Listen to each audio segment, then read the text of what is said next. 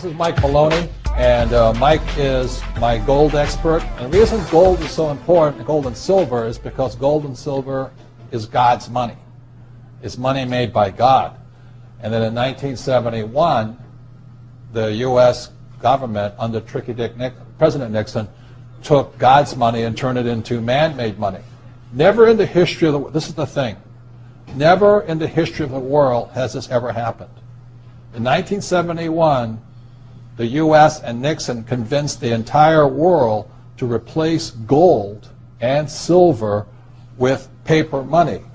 This stuff. Cash is trash.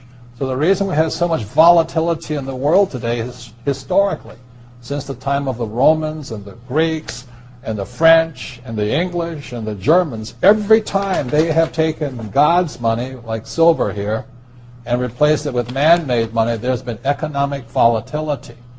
Now the problem is, so the dollar is going to keep dropping. So one of the reasons I can predict what's going to happen is I can predict the dollar will keep dropping simply because the U.S. government and now the Euro, the European central banks, are printing so much of this trash. So you'll see gold going up in price, oil going up in price, real estate going up in price, because this is trash. So that's what happened in 1971, has happened throughout history. And the reason this current election doesn't make any difference is the only person that can put this back in place is a strong, charismatic leader. People like Julius Caesar, Napoleon. That's why they were such great leaders, was they actually replaced this with this.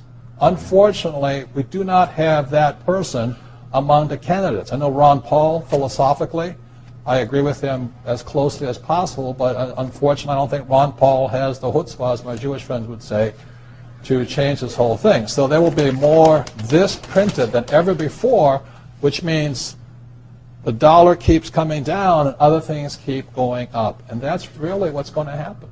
It's predictable.